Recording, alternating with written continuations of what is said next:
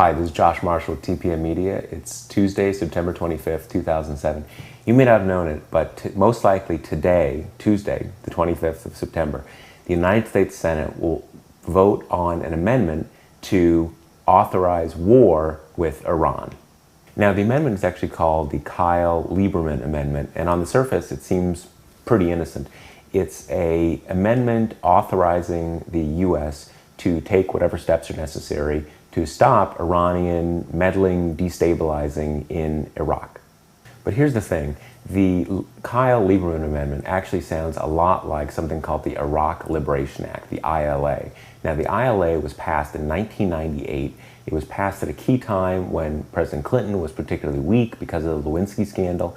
And what it was put together by the Iraq hawks at the time, the neocons. And what it did, it put the United States on record as supporting regime change, quote unquote, in Iraq. And it passed a relatively small amount of money, about $100 million, most of which went to Ahmed Chalabi and the Iraqi National Congress. Now, here's the thing, and the key to understand here is that this is exactly the way the neocons operate.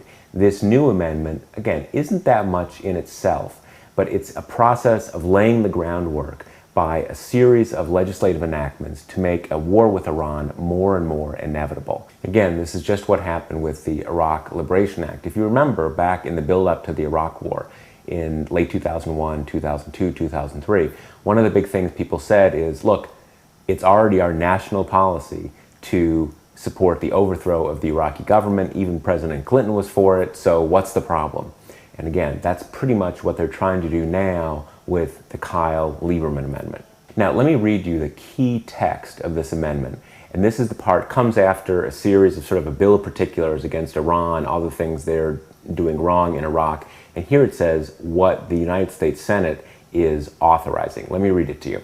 It says, it should be the policy of the United States to combat, contain, and roll back the violent activities and destabilizing influence inside Iraq of the government of the Islamic Republic of Iran, its foreign facilitators such as Lebanese Hezbollah, and its indigenous Iraqi proxies, to support the prudent and calibrated use of all instruments of national power in Iraq, including diplomatic, economic, intelligence, and military instruments in support of the policy described in paragraph 3 with respect to the government of the Islamic Republic of Iran and its proxies.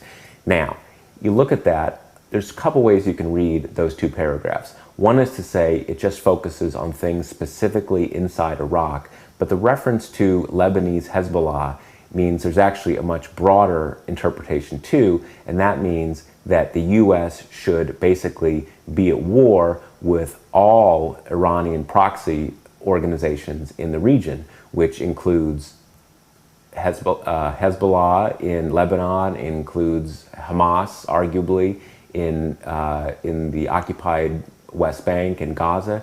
It actually authorizes the use of force against a lot of different actors within the Middle East, not just within Iraq. The second point, again, is to look at that language. It talks about diplomatic, economic, all this kind of stuff, but the key is it authorizes whatever is necessary to achieve the ends noted, including military force. So what you have here is really a carte blanche, allowing pretty much everything to stop a very broad and ambiguous list of bad acts by Iran.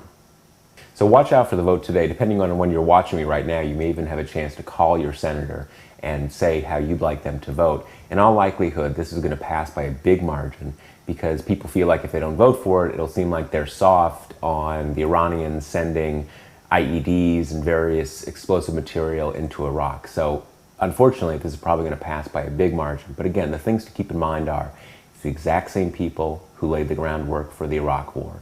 And the purpose of this is to put in place a series of legislative building blocks to eventually make a war with Iran inevitable. Now, we're going to take a quick break, and we'll be right back.